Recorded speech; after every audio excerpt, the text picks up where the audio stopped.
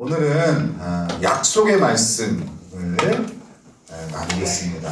여러분, 그 매해마다 우리가 연초에는 한 해가 시작하면서는 세계 비전의 원리를 나누고 또 한 해를 마무리하면서는 약속의 말씀을 이렇게 원리를 나눕니다. 그죠? 그래서 제가 이 교회에 2013년도에 왔고 이제 2014년도에 담임 목사가 됐으니까 한 몇 년 된 겁니까? 8년 된 거죠. 이 교회에 제가 부임을 한 게 한 8년 정도 됐는데 그 전에 제가 다른 교회 사역하면서 일주일에 한 번씩 와서 여러분들과 성경 공부를 할 때에도 제가 때가 되면 이렇게 세미나 형식으로 원리를 나눴었죠. 그러니까 아마 저에게 이 약속의 말씀의 원리를 한 10번 이상 들으신 분들도 있을 거죠. 그죠? 또 못 들었어도 우리 교회에 와서 한 번 이상은 이 약속의 말씀의 원리를 들으셨을 겁니다. 그래서 올해는 조금 제가 부제를 붙였어요. 약속의 말씀에서 부제를 어떻게 붙였냐면 실전 활용편 이렇게. 물론 이제 원리를 계속 강조해서 나누는 것도 중요하지만 이걸 어떻게 써야 되는가? 약속의 말씀을 가지고 살아간다는 것이 어떤 것인가에 좀 더 포커스를 두고 실전 활용편으로 올해는 나누려고 합니다. 보통 그래서 이렇게 원리를 나눌 때는 2주에 걸쳐서 넉넉하게 시간을 잡고 하는데 올해는 한 주에 실전 활용편을 끝내도록 그렇게 하겠습니다. 자, 여러분, 하나님께서는요 일을 하실 때에 어떤 패턴이 있습니다. 가장 주요한 패턴이 뭐냐면 먼저 우리에게 약속을 통해서 하나님께서 하실 일을 알려주십니다.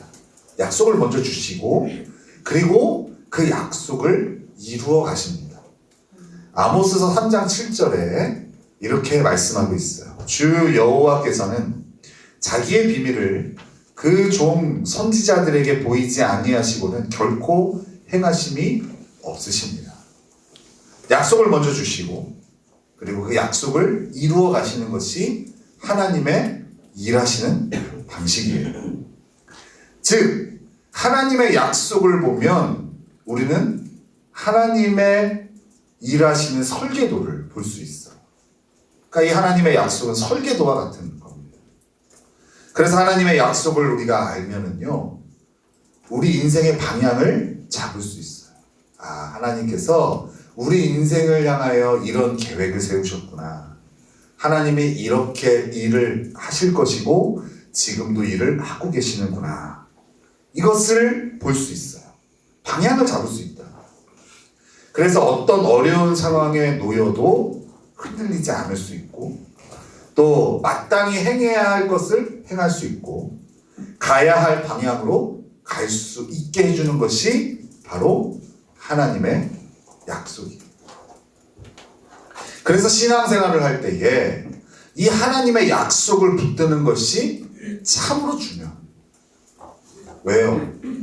변화무쌍한 인생 가운데에 변하지 않는 이 하나님의 약속을 붙드는 것만이 우리를 굳건하게 견고하게 세울 수 있는 유일한 길이기 때문에 그래요.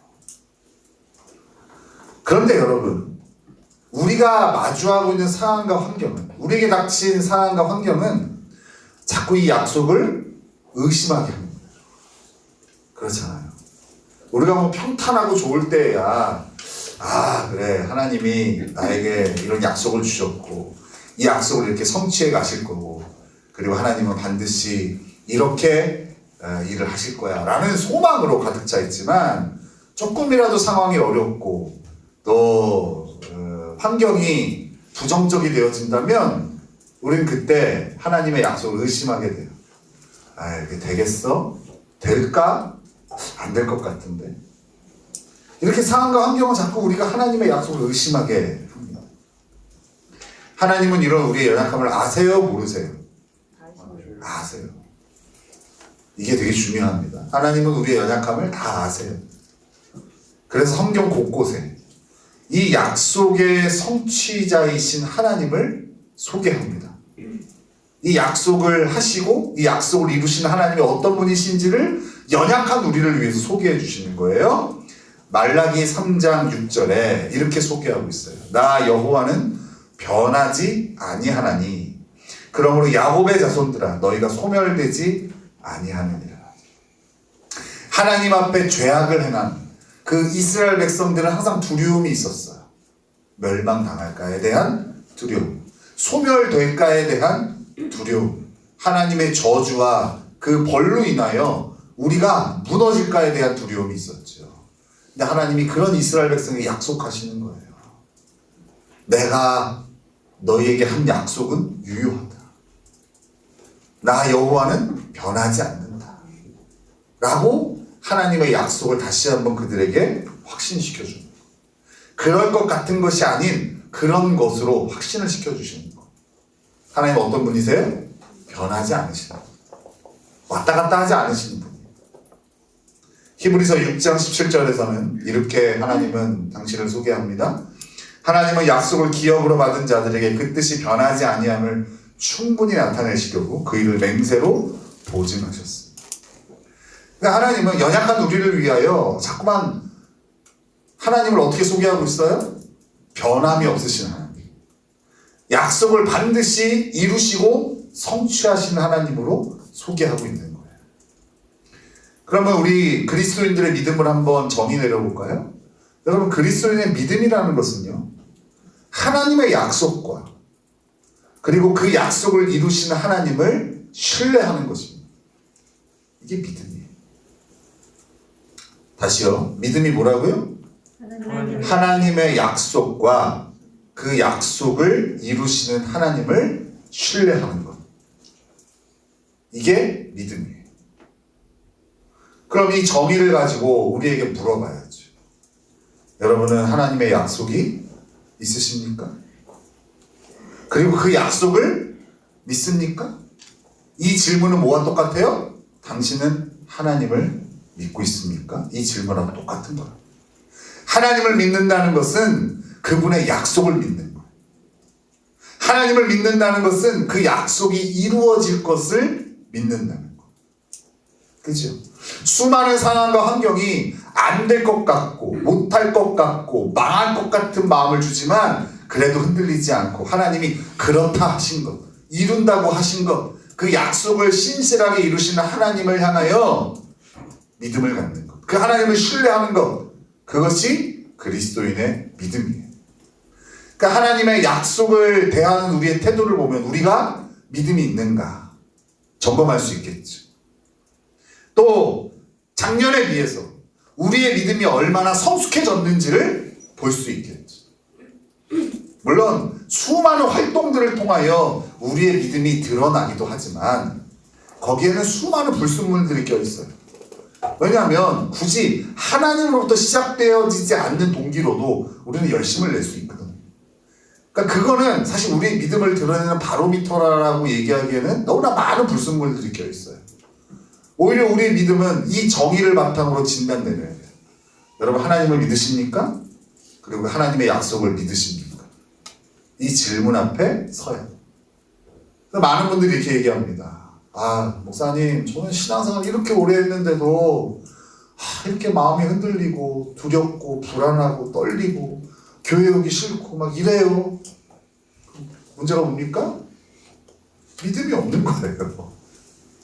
여러분, 교회를 다닌다고 해서 믿음이 있는 게 아닙니다. 그죠? 진단을 바로 하면 돼요. 그럼 믿음이 없는 거예요. 그래서 오늘 이 하나님의 약속을 가지고 우리 자신을 잘 진단하고, 또 진단의 목표는 뭐예요? 고치면 됩니다. 그죠? 우리를 고치시는 하나님을 만나시고, 그리고 그 만나신 가운데에 그 하나님의 약속으로 다시 시작하면 되는 겁니다. 자, 그러면 약속을 주장하는 삶에 대해서 우리가 이 시간 한번 공부를 좀 해보겠습니다. 약속을 가지고 산다는 것은 어떻게 사는 것이냐?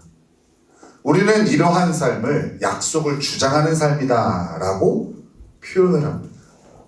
약속을 어떻게 하는 거라고요? 주장하는 삶. 약속을 가지고 사는 것을 약속을 주장하는 삶이다 이렇게 우리 그렇게 표현하잖아요. 주장한다, 주장한다, 주장한다 얘기하잖아요. 그죠? 그게 바로 약속을 가지고 산다는 거. 주장한다라는 국어사전적인 의미는요, 유일한 근거로 믿고 툭하면 그것만 내세우는 것을 말합니다. 즉 하나님의 약속이 우리의 중심을 잡고 있는 것, 하나님의 약속이 우리의 생각이나 판단에 절대적인 기준이 되는 것을 말하는 거예요. 하나님의 약속이 우리의 중심이 되고 우리의 절대적인 기준. 절대적인 기준이라는 건 뭐예요? 흔들리지 않는 기준이라는 거예요. 그러니까 어떠한 상황 속에서도 주장하는 건 이렇게 하는 거예요. 하나님이 이렇게 약속하셨어. 하나님은 지금도 이 약속을 신실하게 이루어 가고 계셔. 라고 여기는 것이 약속을 주장하는 거예요. 우리는 올 한 해를 살아가면서 수많은 자신의 연약함 때문에 실망했을 거예요. 어떤 일들을 결심하고도 행하지 않는 자신을 보면서, 또 하나님의 뜻대로 순종하겠다고 하면서 여전히 옛사람대로 살아가는 자신을 보면서 실망하고 심지어 낙심하기도 하고, 심지어 하나님을 향하여 등을 돌리는 인생이 있을 수도 있어요. 그렇게 나에게 주어진 상황과 환경에 따라 주어지는 느낌과 감정이 절대적인 기준이 된다는 것은 하나님의 약속을 주장하는 게 아닙니다. 나의 연약함이 드러나는 순간에도 하나님이 나를 하나님의 사람으로 온전케 하신다고 하셨어. 그리고 하나님은 변함이 없으시다고 하셔서 지금도 이 약속을 이루어가고 계셔 라는 것을 절대적인 기준으로 삼고 거기서부터 모든 생각을 시작하는 것, 이것이 하나님의 약속을 주장하는 삶입니다. 이렇게 하나님의 약속을 주장한 인물들이 성경에는 많이 소개되어지고 있는데요, 우리는 그 중에서도 아브라함을 만나볼 겁니다. 자, 우리 로마서 아까 우리 4장 20절에서 22절까지 읽었잖아요. 그죠? 이번에는 여러분 다 피셔서 17절부터 25절까지 우리 한번 읽어갈게요. 로마서 4장 17절에서 25절입니다.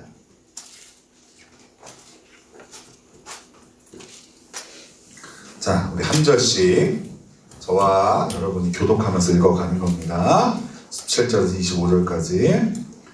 기록된 바 내가 너를 많은 민족의 조상으로 세웠다 하신가 같으니 그가 믿은 바 하나님은 죽은 자를 살리시며 없는 것을 있는 것으로 부르시는 이시니라. 아브라함의 살아서 존재하라고 믿었으니 이는 내 후손이 이어지리라 하신 말씀대로 많은 민족의 조상이 되게 하려 하시니라. 그가 백세나 되어 자기 몸이 죽은 것 같고 사라의 태가 죽은 것 같음을 알고도 믿음이 약하여지지 아니하고 믿음이 없어서 하나님의 약속을 의심하지 않고 믿음으로 경고하여서 하나님의 영광을 누리라. 약속하신 그것을 또한 능히 이루실 줄을 확신하였으니 그러므로 그것이 우리의 의로 여겨졌느니라. 그에게 의로 여겨졌다 기록된 것은 아브라함만 위한 것이 아니요 의로 여기심을 받은 우리도 위함이니 곧 예수 그리스도의 줄을 존재가 가운데서 사신 이를 믿는 자나.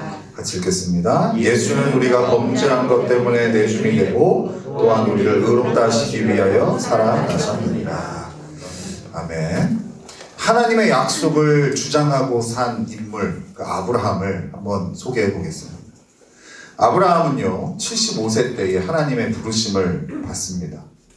아까 하나님은 우리에게 먼저 약속을 주시고 그 약속을 성취하시는 방식으로 일을 하신다라고 소개했습니다.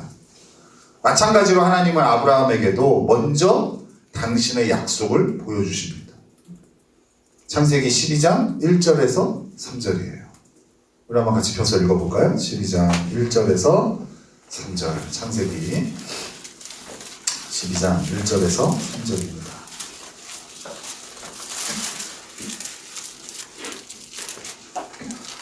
자, 같이 읽겠습니다. 시작. 여호와께서 아브라함에게 이르시되 너는 너의 고향과 친척과 아버지의 집을 떠나 내가 내게 보여줄 땅으로 가라. 내가 너로 큰 민족을 이루고 내게 복을 주어 내 이름을 찬대하게 하리니 너는 복이 될지라. 너를 축복하는 자에게는 내가 복을 내리고 너를 저주하는 자에게는 내가 저주하리니 땅의 모든 족속이 너로 말미암아 복을 얻을 것이라 하신지라. 아멘. 하나님은 아브라함에게요, 그를 통하여 큰 민족을 이루게 하실 것이라고 약속하세요. 그리고 아브라함을 통하여 열방이 복을 얻게 하실 것이라고 약속하세요. 이렇게 약속하시면서 아브라함을 부르신 거예요. 당장에는 어떤 일도 없어요. 하나님은 아브라함에게 이 약속을 주시면서 부르신 거예요. 하나님은 후에 아브라함에게 이 약속을 좀 더 구체적으로 펼쳐주십니다. 여러분 몇 장 뒤로 넘기면 창세기 15장이 있습니다. 창세기 15장 4절에서 5절을 같이 읽겠습니다. 창세기 15장 4절 5절입니다. 자, 같이 읽겠습니다. 시작. 여호와의 말씀이 그에게 임하여 이르시되 그 사람이 내 상속자가 아니라 내 몸에서 날짜가 내 상속자가 되리라 하시고 그를 이끌고 밖으로 나가 이르시되 하늘을 우러러 무뼈를 셀 수 있나 보라. 또 그에게 이르시되 내 자손이 이와 같으리라. 맨 처음에 아브라함은 이제 자기가 이렇게 자식이 없고 시간이 자도 하다 보니까 하나님의 약속을 좀 자기 나름대로 해석을 했어요. 그래서 자기의 충성스러운 종이 있었는데 그 종을 통하여 하나님께서 그를 상속자 삼으시고 이 하나님이 주신 약속을 이루어 가시겠다라고 생각을 했어요. 근데 하나님께서 그런 아브라함에게 구체적으로 말씀하시는 거예요. 뭐라고요? 네 씨로부터, 네 자손이, 이렇게 그 약속을 다시 한번 더 분명하게 하시는 거예요. 반드시 아브라함의 씨로부터 나온 자를 통해 하나님의 약속을 이루겠다고 하시는 거예요. 근데 문제는 아브라함의 나이 99세가 되도록 이 일이 펼쳐지지 않았다는 거. 하나님의 약속은 주어졌는데 상황과 환경은 계속 그 말씀이 전혀 이루어질 것 같지 않은 느낌과 감정을 심어주고 있다고요. 하나님이 아브라함을 부르시면서 하신 약속이 24년이나 지났는데도 성취가 되지 않는 거, 어떤 낌새도 보이지 않는 거. 돌아가는 상황과 환경은 아브라함에게 이렇게 말하고 있죠. 안 될 것 같아. 아무리 하나님이라도 100세가 되고 90세가 된 이 노부부에게 아들은 있을 수 없어. 그죠? 상황과 환경은 아브라함에게 그렇게 얘기하고 있는 거예요. 근데 우리가 읽은 로마서 4장에서 소개되는 아브라함은요, 이렇게 상황과 환경이 들려주는 이야기, 안 될 것 같아. 이건 하나님이라도 하실 수 없는 일이야 라는 상황과 환경이 들려주는 이야기가 아닌 분명한 하나님의 약속을 주장하고 있어요. 로마서 4장 20절 21절에 같이 한번 읽어볼게요. 다시 중요한 내용이니까 로마서 4장 20절 21절. 이런 부정적인 상황 가운데서 아브라함이 어떻게 반응을 했는지 같이 읽겠습니다. 시작. 믿음이 없어 하나님의 약속을 의심하지 않고 믿음으로 견고하여져서 하나님께 영광을 돌리며 약속하신 그것을 또한 능히 이루실 줄을 확신하였으니. 아브라함은 상황과 환경이 주는 느낌과 감정이 아닌 하나님의 약속을 굳게 믿은 거예요. 상황과 환경이 얘기해주는 그 이야기들, 안 될 것 같아. 되겠어? 여기에 귀 기울인 게 아니라 그런 부정적인 상황 가운데서도 하나님이 하시겠다고 하신 약속에 여전히 귀를 기울이고 있었다는 것. 이것이 아브라함의 믿음이었어요. 어떻게 아브라함은 그 상황 가운데서도 이렇게 하나님의 약속을 주장할 수 있었을까? 왜냐하면 우리에게 나타나는 현상과 너무 다르잖아요. 우리는 항상 상황과 환경이 들려준 이야기에 귀를 크게 하고 거기에 듣고 있잖아요. 그리고 그것을 마음에 심고 주장하지 않아도 주장되어지잖아요. 근데 아브라함은 어떻게 그 이야기에 이렇게 절망적인 상황인데 그 환경이 얘기하는 이야기에 귀 기울이지 않고 그때에도 하나님의 약속을 주장할 수 있었을까? 그 답이요, 로마서 4장 17절에 있어요.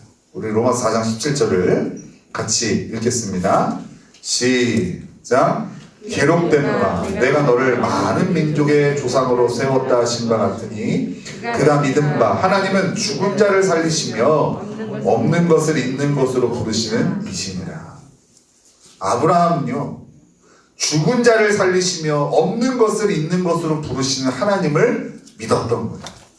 그가 어떻게 그 약속을 믿었냐면 그 약속을 하시고 이루시는 그 하나님을 믿었기 때문인 거예요.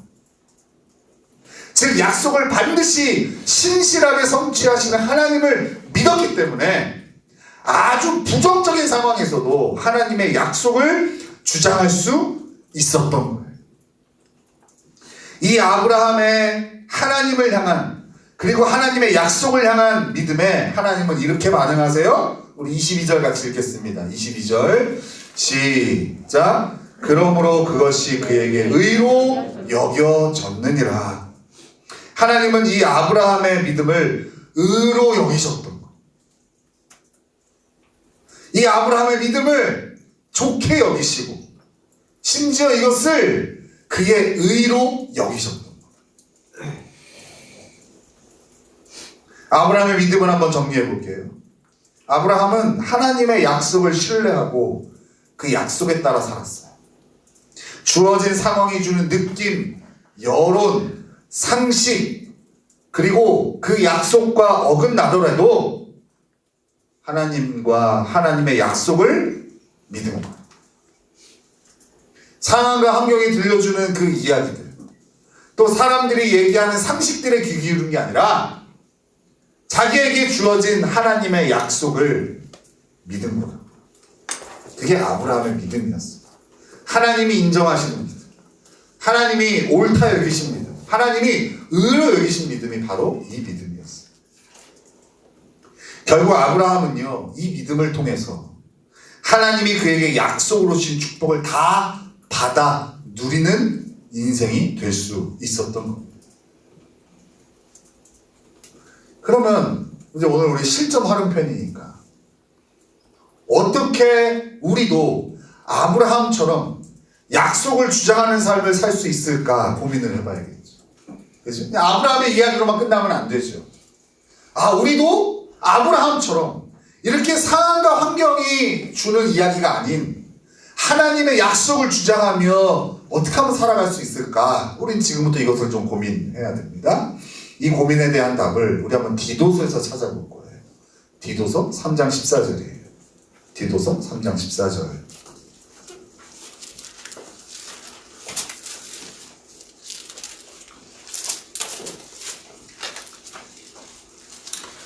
자, 우리 한번 같이 읽겠습니다. 디도서 3장 14절입니다. 자, 시작. 우리 모두는 열심히, 미안합니다. 3장 14절 찾으셨죠? 그래요. 여러분, 제가 이거는 쉬운 성경으로 봐야 훨씬 더 우리가 그 의미를 이해하기가 쉽습니다. 제가 쉬운 성경으로 한번 읽어드릴게요. 이거는 잘 들어보세요. 우리 모두는 열심히 선한 일을 하고 도움이 필요한 자들에게 도움을 주는 습관을 길러야 합니다. 그래야 유익한 삶을 살았다고 할 수 있을 것입니다. 이게 디도서 3장 14절의 쉬운 성경 번역본입니다. 우리는 지금까지 우리의 느낌과 감정에 따라 사는 삶을 살아왔습니다. 예수님 믿기 전까지. 그러니까 예수님이 내 삶의 주인이 되시기 전까지 내가 주인이었을 때 삶의 방식이 뭐였어요? 내 느낌과 감정에 따라 그냥 살아갔던 거예요. 그러니까 그렇게 우리는 내 느낌과 감정에 따라 사는 삶이 훨씬 더 익숙합니다. 그래서 그리스도인이 되었음에도 불구하고 여전히 조금만 상황이 어려워지고 고난이 닥치게 되면 죽을 것 같아, 망한 것 같아 하며 이렇게 상황과 환경이 주는 느낌과 감정에 충실하게 움직이는 거예요. 그죠? 이게 우리의 옛사람의 습관이에요. 그 습관이 여전히 우리 몸에 남아있어요. 우리가 그리스도와 함께 십자가에 못 박혀 죽었지만 아직 부활한 몸을 입기 전까지는 그 죄의 습관들이 묻어있는 몸을 입고 살기 때문에 여전히 우리는 상황과 환경에 지배를 받고 살았던 그 느낌과 감정이 주장되었던 삶이 여전히 우리에게 익숙함으로 남아 있다는 거예요.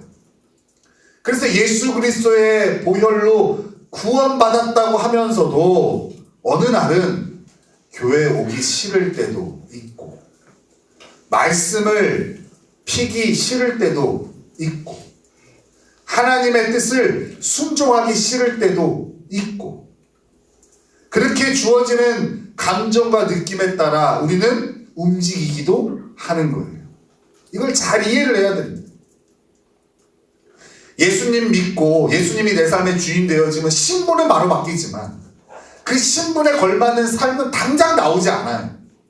그러니까 오늘은 이 믿음의 포커스를 두는 거니까 그리스도인이 되었다는 것은 그 하나님의 약속을 붙잡고 주장하고 사는 그 하나님을 향한 믿음으로 사는 것이 마땅하지만 여전히 우리는 그 죄의 몸의 습관이 있는 몸을 여전히 입고 있기 때문에 이렇게 변화된 삶보다는 옛날의 삶이 우리에게 훨씬 더 익숙하다는 게 문제라는 거예요. 그래서 우리는 성령 충만이 아닌 느낌 충만, 감정 충만의 삶을 살기도 하는 거예요. 여러분 지금 그렇게 산다고 해서 너무 실망하지 않으셔도 됩니다. 오늘 앞서 소개한 우리의 믿음의 조상 아브라함도 그랬어요. 그죠? 로마서에서 설명하는 아브라함의 믿음만 우리가 봐서 그렇지 창세기를 통해서 보는 아브라함의 믿음도 우리와 비슷했어. 하나님의 약속을 주장하기보다는 때때로 상황과 환경이 주는 자신의 느낌과 감정에 충실히 이행했던 사람이 아브라함이었어요. 그도 예기치 않은 어려운 상황을 만나면 하나님의 약속이 아닌 자신의 느낌과 감정을 따라 판단하고 움직였다는 거예요. 왜 이런 일이 펼쳐진다고요? 왜 예수님 믿고 거듭났음에도 불구하고 우리의 삶에 이렇게 느낌과 감정에 충실한 삶을 살아간다고요? 우리는 이미 구원받았지만 아직 죄의 몸을 입기 때문이라는 거. 그래서 우리는 상황과 환경이 주는 느낌과 감정이 아닌 하나님의 약속을 주장하는 삶이 저절로 펼쳐지지 않아요. 그래서 뭐 해야 돼요? 그래서 연습해야 돼요. 연습을 왜 해요? 이렇게 하나님의 약속을 주장하는 삶이 습관이 되기 위해서. 그래서 제가 디도서 3장 14절을 소개한 거예요. 우리가 마땅히 선한 일을 행하는 일에는 그것이 습관이 되도록 해야 돼요. 내가 예수님 믿고 거듭났다고 해서 바로 선을 행하는 게 아니에요. 그런 마음은 충만해요. 우리가 이제는 선을 행하고 살아야지, 순종을 행하고 살아야지, 그리고 하나님의 약속을 주장하고 살아야지. 그 변화된 신분은 우리에게 이런 마음을 심어줘요. 그러나 실제로 우리의 몸은 예전에 내 육신이 원하는 대로 사는 것, 내 느낌이, 내 감정이 나에게 말하는 대로 살아가는 것이 훨씬 더 익숙하기 때문에 그 간극을 뭘로 메꿔야 돼요? 연습으로 메꿔야 돼요. 그래야만 우리는 새로운 신분에 걸맞는 삶의 습관이 우리의 삶에 펼쳐지는 거예요. 근데 많은 이들이 어때요? 이 연습을 게을리해요. 그러니까 본인도 헷갈리는 거예요. 나 분명히 예수님 믿고 구원받았는데 여전히 자신의 삶에는 옛사람의 삶이 너무 충만하게 나타나니까 항상 의심하는 거예요. 아, 구원받은 거 맞나? 내 안에 믿음이 있나? 나는 예수님 믿는데 왜 수많은 두려움과 이런 것들이 나를 지배하고 맨날 그런 것들에 왔다 갔다 하고 좋았다 나빴다 이것을 반복할까? 그게 되는 거예요. 왜 그래요? 진단을 분명히 내려줬잖아요. 습관이 되지 않은 거예요. 아직. 새로운 신분에 걸맞는 삶이 내 삶의 습관으로 자리 잡지 않은 거예요. 다시 얘기하지만 여러분 습관이 되려면 뭐 해야 돼요? 연습해야 돼요. 그 말은 뭐냐? 반복해야 된다는 거예요. 언제까지? 언제까지 우리가 이것을 연습하고 반복해야 될까요? 주님 다시 오실 때까지.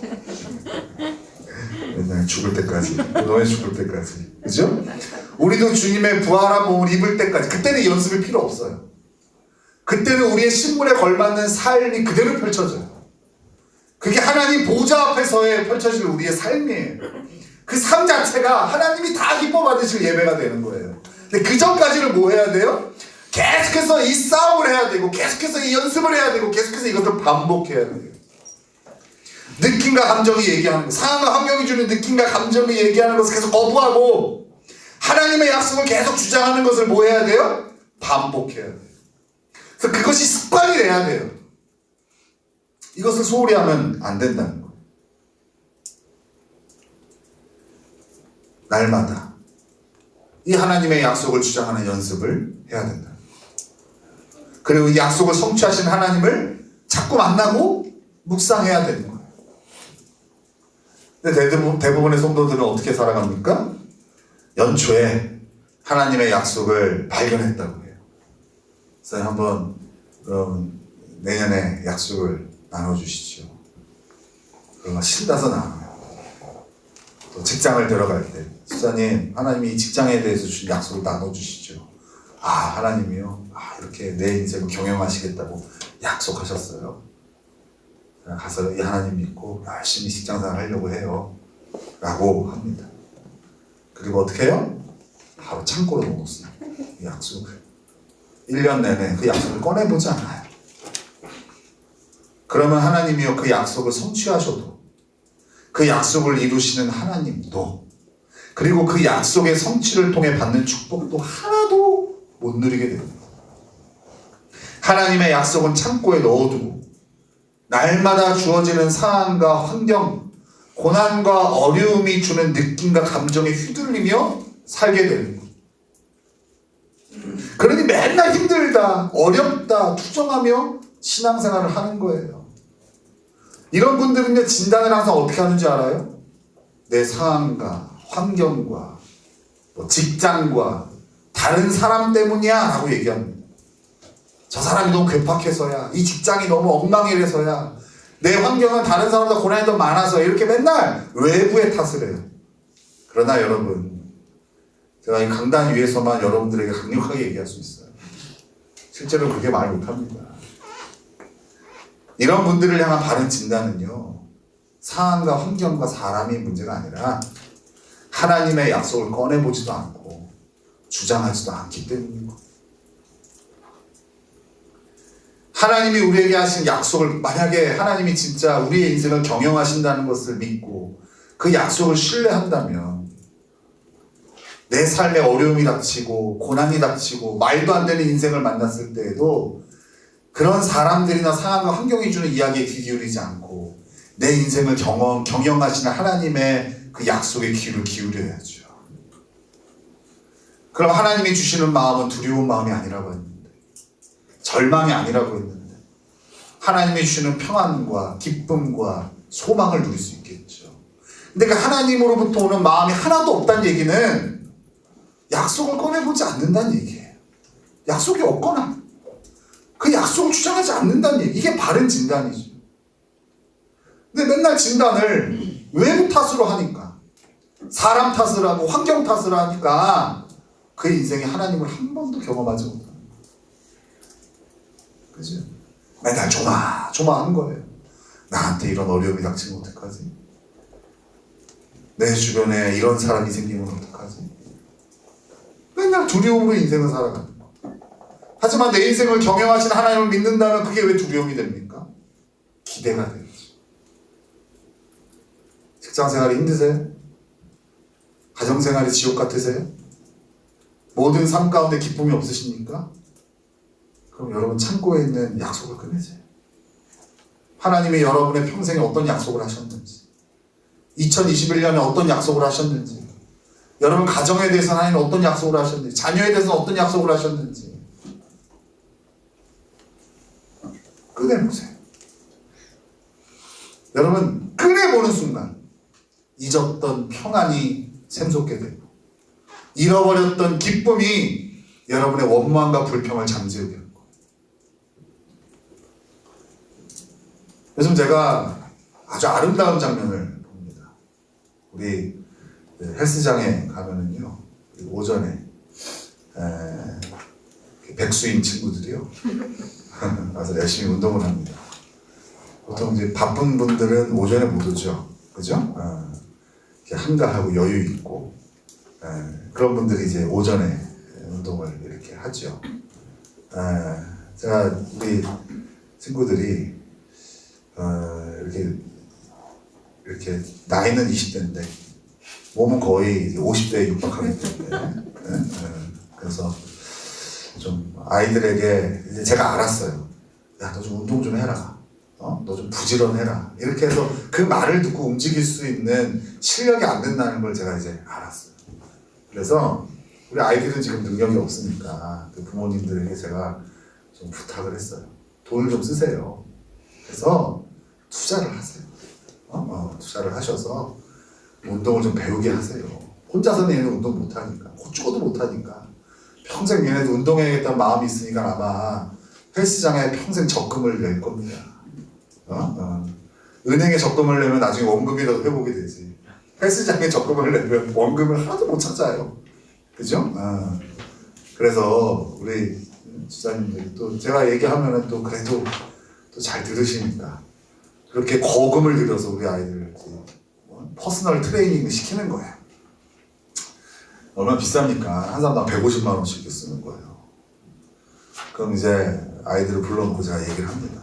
저는 돈은 안 썼으니까 아이들한테 다른 걸 해줘야지. 그럼 제가 PT를 하는 아이들한테 꼭 얘기를 합니다. 일주일에 한 두세 번 하니까 또 PT 배우고 그 다음 PT가 될 때까지 PT 배운 거를 반드시 연습해요. 반드시. 여러분, 우리는요 뭔가 배우잖아요. 그럼 배우면 뭘로 이해합니까? 머리로 이해합니다. 머리로 이해하니까 어때요? 할 수 있다고 생각해. 이렇게 하는 거고 할 수 있다고 생각해. 그죠? 이렇게 유튜브를 통해서 운동을 배우는 친구들도 다 그렇습니다. 너무 설명을 잘하거든요. 머리로 다 이해가 되어져요. 그죠? 그럼 자기가 할 수 있다고 생각해요. 그러면 이미 우리의 뇌 구조가 어떠냐면요, 이해가 되어지잖아요. 그럼 자기는 이미 그렇게 하고 있는 사람이에요. 정말이에요. 여러분 다이어트 해보셨어요? 어떤 동기부여되는 영상을 통해서 다이어트 방법을 다 얘기해 주잖아요. 그죠? 여러분 이렇게 하면은요, 뭐 6개월 안에 10kg를 빼고 뭐 20kg를 빼고 근사한 몸매를 가질 수 있습니다. 그러잖아요? 그럼 이해가 머리가 되죠. 식단은 이렇게 짜야 되고 운동은 이렇게 해야 되고 이렇게 살아야 되는구나. 이해가 됐죠? 그럼 이미 자기는요 그렇게 되어 있는 사람이에요. 실제로 그래요. 그래서 우리 아이들한테 꼭 얘기를 합니다. 너 그거 배운 거 수십 번, 수백 번 연습해. 반복해. 제가 그렇게 했거든요, 실제로. 왜냐면은 제가 맨 처음 PT를 끊을 때 제 돈으로 하지 않고 우리 성도 몇 분께서 저의 건강을 우려해서 십시일반으로 제가 그걸 알아요. 그게 얼마나 귀한 건지. 그래서 헬스장에서도 인정할 정도로 제가 진짜 열심히 했어요. 진짜. 거의 트레이너들이 그랬어요. 야, 진짜 출석률은 목사님 1등입니다. 계속 반복했어요. 머리로 이해된 것이 몸으로 펼쳐질 수 있어요. 그러니까 아침에 가잖아요. 그럼 우리 아이들이요, 쇠질을 한다고 그러는데 그 기구를 붙잡고 계속 연습하고 반복합니다. 무게는 제일 가볍게 놓고 계속 반복을 하는데 그걸 보는데 얼마나 아름답고 제 마음이 뿌듯한지 몰라요. 그렇죠? 머리로는 이해되었지만 몸으로 표현되어 근육으로 완성되어지기까지 뭐예요? 반복하는 거, 연습하는 거. 여러분, 약속을 주장하는 사람도 마찬가지. 아무리 하나님께서 우리에게 위대한 약속을 허락하셔도 그거 꺼내보지 않으면, 주장하지 않으면 우리와 아무 상관이 없는 거예요. 제가 예수님 믿은 거 다음으로 잘한 게 운동을 시작한 거예요. 몸도 좋아지고 건강해지지만 이 영적인 원리들을 정말 정직하게 배울 수 있는 현장이기 때문에. 정말 그래요. 우리 유건이가 좀 먼저 시작을 했으니까 이거 보면 자세가, 제가 맨 처음에 유건이랑 운동을 같이, 얘가 군대에서 워낙 성실하잖아요. 우리 제가 아는 사람 중에 성실함으로 한 3손가락 안에 끼거든요. 강도사님, 유건 이런 부류들이 있어요. 성실한 부류들. 얼마나 열심히 하고 나왔는지 막 와서 막 몸도 이룩하고 다녀 막 이런 몸이 아닌데 혼자 막 이러고 다니더라고 항상. 그래서 나랑 한번 운동 같이 하자. 그래서 헬스장에서 운동을 했는데 와 엉망인 거예요. 무게는 무겁게 드는데 막 다칠 것 같아. 내가 권사님한테 권사님 우리 유건이한테 좀 투자를 하세요. 그래서 권사님이 거금을 투자해서 할 마음이 있으니까 했습니다. 요새 우리 유건이를 보는데 얼마나 운동을 FM으로 하는지. 근데 제가 알죠. 하루도 빠짐없이 연습한 결과예요.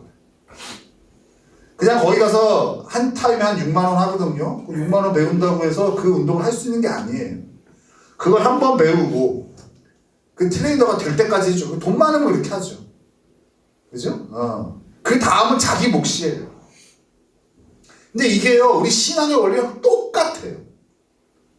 분명히 오늘 경건의 시간, 우리 약속의 말씀 이걸 들으면 동기부여가 될 거예요. 근데 그걸로 끝이에요. 이미 자기는 약속을 주장하는 삶으로 된 걸로 여겨요. 그렇지 않아요. 이걸 꺼내보고 주장하는 거는 이것이 내 삶의 습관이 될 때까지 여러분 반복하셔야 돼요. 그렇지 않으면 오늘 말씀을 들어도 여전히 여러분들은 상황과 환경이 주는 느낌과 감정에 충실한 삶을 살아갈 거예요. 정말로.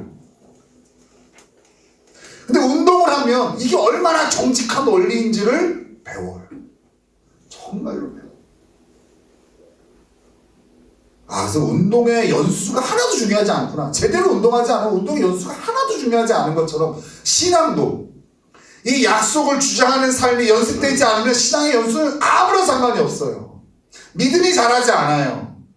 믿음은 하나님과 그 하나님의 약속을 신뢰하는 건데 이걸 해본 적이 없으니까 믿는다고 하면서 맨날 자기 느낌과 감정에 충실하게 사는 거예요. 모든 결정이 그런 것 같은 거에 따라 결정되어지는 거예요. 본인도 의심스러운 거예요. 믿음이 있나? 나 그리스도인인가? 지금도 그런 사람들이 얼마나 많은지 몰라요. 2달에 한 번씩, 3달에 한 번씩 왔다 갔다 하는 그 기복으로 그냥 가득 차시는. 우리 교회 진짜 많아요. 박기복, 뭐 임기복, 뭐 노기복, 이기복, 뭐 얼마나 많아서 이름을 다 바꾸세요. 기복으로. 얼마나 편해. 그냥 무조건 기복 집사님 이러면 되잖아. 그죠? 왜 그렇다고요? 연습을 안 하는 거예요. 이런 상황 가운데 하나님 뭐라고 말씀하셨지? 하나님은 이 일을 이루시는 분이시지. 내가 그걸 믿어. 이걸 해본 적이 없는 거예요. 그렇죠? 그러니 맨날 직장 안에서 누가 얘기한 거예요. 그럼 마음이 흔들려. 내 통장에 주어지는 돈에 마음이 흔들려. 내 자녀가 어떻게 행하는 거에 따라 마음이 막 흔들리고. 그러고 사는 거. 축복을 하나님 축복을 줘도 하나도 못 누리는 거예요. 그래서 여러분 이렇게 하나님의 약속을 주장하는 삶을 살기 위해 구체적인 적용을 제가 드릴게요. 이렇게도 안 하면 또 이제 알았어요. 여러분들의 실력을 아무리 얘기해도 1번, 2번, 3번 이렇게 정해주지 않으면 안 한다는 걸 알았어요. 1번 구체적인 적용 이렇게 하는 겁니다. 날마다 하나님이 나에게 주신 약속을 꺼내보고 주장하는 겁니다. 언제요? 날마다. 경건의 시간 전이나 후에. 경건의 시간을 하기 전에 하나님은 나를 하나님의 사람으로 온전케 하신다고 약속하셨습니다. 하나님의 경건 시간이 끝난 다음 하나님은 나에게 가장 좋은 것을 가장 좋은 때 주시는 분이십니다. 하나님은 당신의 아들까지 내어주시면서 나를 사랑하시고 구원하신 분이십니다. 이거를 날마다 주장하라고요. 날마다. 언제요? 날마다. 정하세요. 경건의 시간 전후가 제일 좋아요. 그때가 제일 좋아요. 하루 시작하기 전에. 이게 첫 번째 적용이에요. 이미 하고 계신 분도 있을 거예요. 이게 이미 삶으로 되신 분들은 이렇게 1번 안 해도 된다니까요. 근데 이 이야기를 하나님은 나를 당신의 아들을 내어주실 정도로 사랑하시는 분이세요. 이 이야기를요. 목사가 얘기할 때만 들으시는 분들이 있어요. 실력 차이가 나죠. 당연히.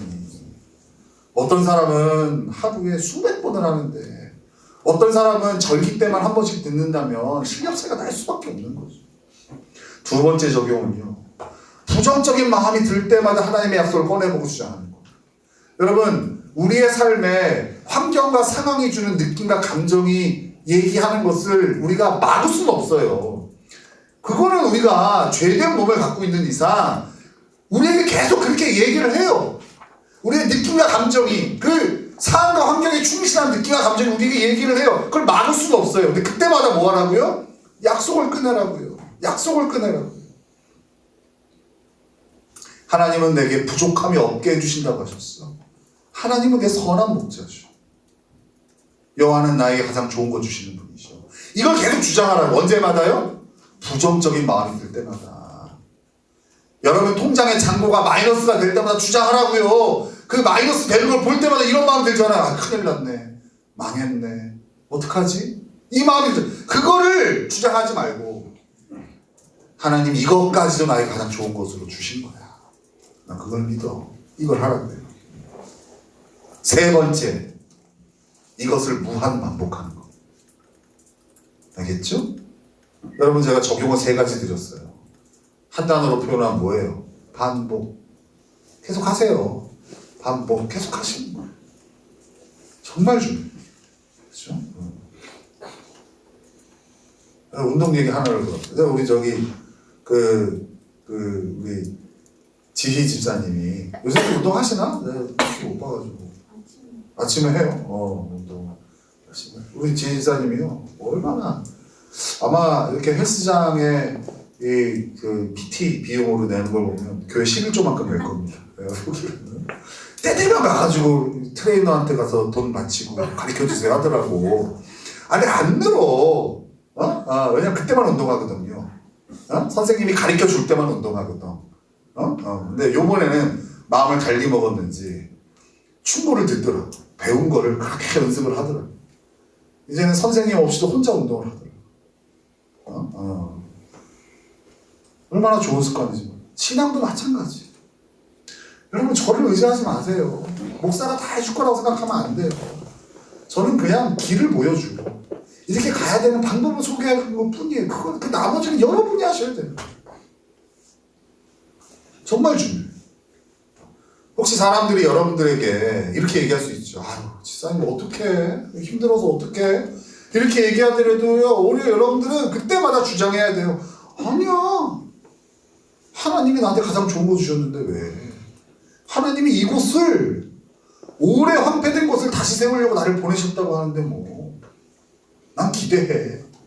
마음은 내서 그래 죽겠어. 하지만 주장한다는 건 이걸 얘기하는 게 아니에요. 어떤 분들이 이거를 가증스럽다 여기더라고요. 가증스러운 게 아니에요. 우리가 아직 부활의 몸을 입은 게 아니기 때문에 이건 가증스러운 게 아니라 주장하며 싸우는 거예요. 예를 들어서 내가 대상이를 보는데 너무 한심스럽고 너무 밉고 너무 싫어. 예를 드는 거예요. 진짜 그렇다는 게 아니에요. 그죠? 그러면 어떤 사람은 어떻게 얘기하면 그걸 다 표현해. 난 너 싫어. 말도 하지 마. 뭐 인생 한심스럽게 사니? 너무 진심이 느껴지나요? 이게 아니라 그리스도인들 어떻게 해야 돼요? 천하보다 귀한 한 영혼이잖아요. 하나님께서 당신의 아들의 피값으로 사신 영혼이잖아요. 그리고 하나님이 사랑하라고 말씀하셨잖아요. 그걸 주장하는 거예요. 내 마음에 이런 마음이 들기도 해. 직장 가면 이런 인생 없겠습니까, 여러분? 가정 안에 이런 사람 없겠습니까? 있겠죠. 그런데 그것을 다 표현하는 게 아니라 그건 감정과 느낌에 충실한 거고, 그때도 하나님의 약속, 하나님의 눈으로 바라보고 그것을 입 밖으로 내는 거, 이게 주장하는 거라고요. 속지 마세요. 가증스러운 게 아니에요. 겉과 속이 다른 건 가증스러운 것이 아니라 힘쓰고 있는 거예요. 이걸 어떻게 하라고요? 무한 반복하라고. 여러분 자녀들한테도 무한 반복하세요. 이건 망할 놈이 아니라 하나님의 축복받아요. 하나님의 축복의 통로로 사용돼요. 그죠? 이게 뭐 하는 거예요? 주장하는 거예요. 근데 우리는 자식을 볼 때마다 어때요? 드는 느낌과 감정대로 충실하게 내뱉잖아요. 그렇잖아요. 제가 우리 희수야, 내가 어머님한테 미션을 드렸거든, 숙제를. 날마다 아이들 보면 축복해 주세요. 근데 너 집사님이 잘하고 있다고 그러거든? 어떠니 네가 보기엔 엄마가 잘하고 계셔? 너한테 잘하고 계셔? 연습하는 거예요. 잘 안 되지. 마음은 부글부글 끓겠지. 나이가 20 몇 살에 처먹어가지고 이거 마음이 들겠지. 근데 그때도 주장하는 거예요. 하나님께서 귀히 주신 자. 하나님이 아브라함처럼 열방이 내 자녀를 통해서 복을 받게 하시는 자. 이게 주장하는 거라고요. 이걸 어떻게 하라고요? 무한 반복하라고요. 날마다 시간을 정해놓고 그건 고정으로 하고 마음의 부정적인 마음들이 하루에도 수십 번 들 거 아니에요. 그때마다 그 주장하는 거예요. 어떤 분들은 솔직함을 무기로 맨날 그런 얘기. 교회가 싫어. 목사님 마음에 안 들어. 주장하시라고요. 우리 목사님 하나님이 보내주신 귀한 사자야. 아멘. 주장하시라고요. 얼마나 마음이 뒤틀리겠어요. 그래도 힘을 내서 하는 거예요. 아멘 하는 거야. 이 교회 가야지 뭐 이게 아니라 와 하나님이 나한테 주신 귀한 교회야. 이게 주장하는 거라. 다 100% 만족해서 이 교회에 오시는 분이 누가 있겠어. 그잖아요. 미션 드릴게요. 여러분 가방 둘러매고 전국 팔도를 다녀보세요. 100% 마음에 드는 교회가 있다. 100% 마음에 드는 사람입니다. 주장하며 가는 거. 하나님이 가장 좋은 거 주신다는 그 약속을 붙들고 주장하며 가는 거예요. 어딘가에 있는 건 여러분께 아니죠. 옷장 정리해보면 이런 거 볼 때가 있지 않아요? 야, 이런 옷이 있었네. 내가 이런 옷 찾으려고 이번에 샀는데 사고 봤더니 어때요? 이런 옷이 있었네. 이런. 어딘가에 있는 거는요 여러분 거 아닙니다. 언제든지 꺼낼 수 있고 사용할 수 있는 것이 내 거예요. 여러분 거라고. 하나님의 약속을 주장하는 삶도 마찬가지입니다. 하나님을 깊이 신뢰하는 자만이 누릴 수 있는 축복이고 특권이에요. 더 이상 상황과 환경에 휘둘리기 싫은 사람들은 이 약속을 주장하면 돼요. 이거는 그리스도인들에게만 주신 하나님의 특권이에요. 하나님을 모르는 사람들은 그렇게 살아가는 거예요. 상황과 환경에 따라 흘러가는 대로 맨날 변화되는 그런 세상의 기준대로. 여러분 세상은요 성이 2개밖에 없다고 얘기하지 않아요. 이제는 남성 여성 이렇게 얘기 안 해요. 양성애자 게이 또 레즈비언 성을요 수십 개로 나눠요. 그죠? 이게 세상이 말하는 정답이에요. 정신 차리지 않으면 우리도 그렇게 따라가요. 인권이라고 하면서. 그게 진리인 양 따라가요. 우리의 마음은 그 사람들이 많이 얘기하는 것이 진리인 것처럼 따라가요. 하나님의 약속을 끄집어내고 하나님의 진리를 새기지 않으면 순식간에 무너집니다. 그러니 여러분 정신을 차리고 감정과 느낌에 휘둘리는 인생이 되어서는 안 돼요. 이 하나님의 약속을 주장하는 축복과 특권을 누리신 저와 여러분 되시기를 예수님의 이름으로 축원합니다. 아멘.